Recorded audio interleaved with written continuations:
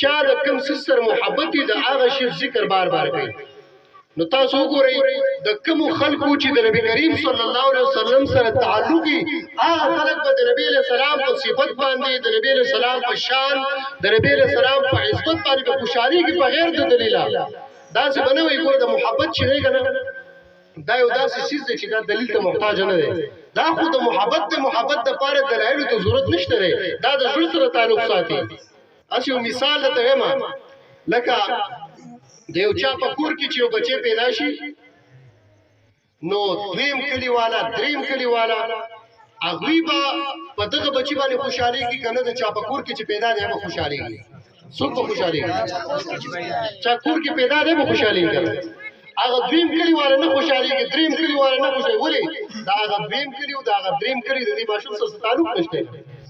د هغه سره تعلق نشته هغه ولې خوشحاله شي خوشحالېږي به څوک چې چا د دې ماشوم سره تعلق وي دا معمولي فلسفه مثال دی چې د نبي کریم صلی الله علیه وسلم په مینه محبت په ولادت په هغه خلک خوشحالېږي چې د چا د نبي علیه الصلاة والسلام سره تعلق وي سبحان